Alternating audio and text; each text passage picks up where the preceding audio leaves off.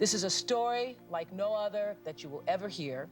This small baby girl was born whole, but was not allowed to remain safe for very long because at the age of 2, Trudy Chase was brutally raped by her stepfather and was continually abused until she ran away at the age of 16.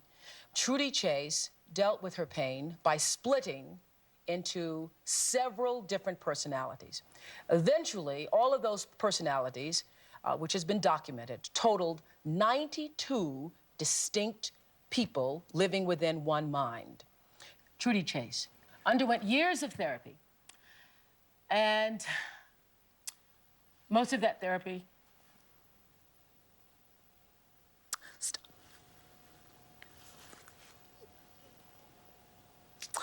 was videotaped because Trudy says that she wanted others to someday be able to understand that they are not alone in their abuse, and that is why we are doing this show.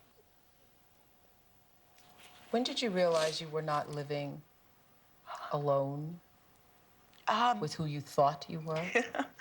You woke up one morning and in the bedroom, it was all gritty and gray, and you looked around and they were all there. Except the mind is so kind to you, it gave you the impression of there being only 7.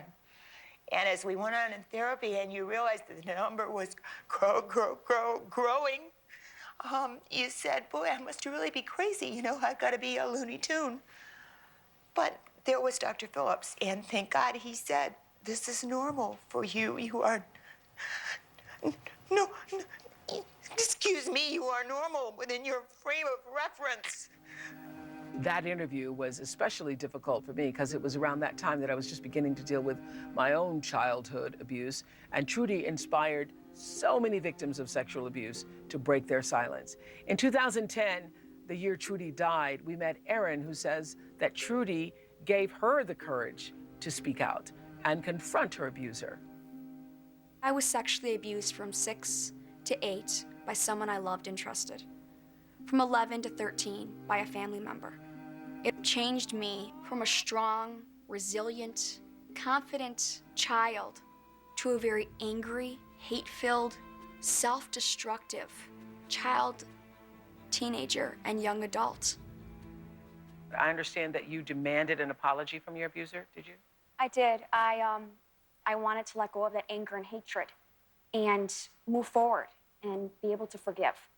And so this family member, I ended up corresponding for 7 months in letters with him until I got that apology.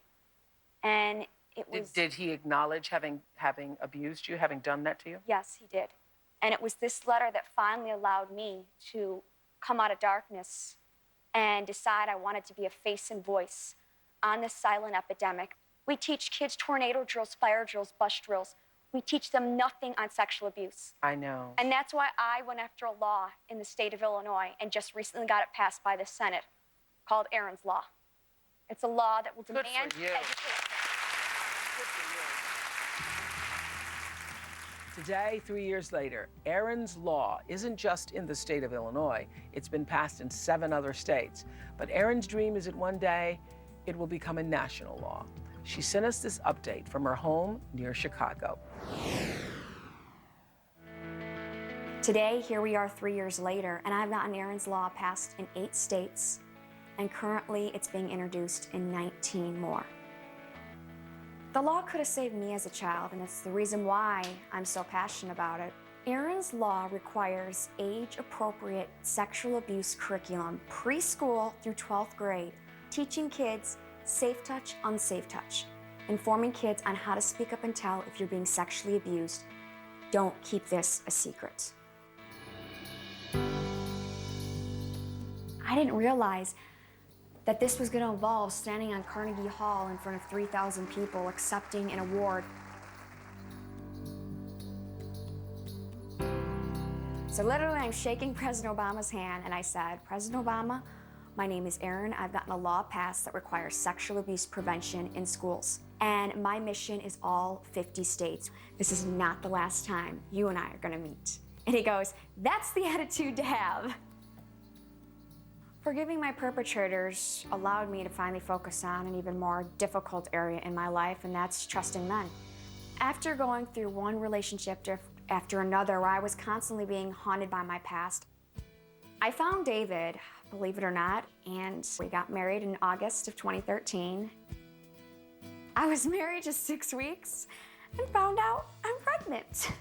And I'm super excited. I want my children to know that they can come to me with anything. I don't want them to feel that they have to keep secrets the way I kept secrets as a child.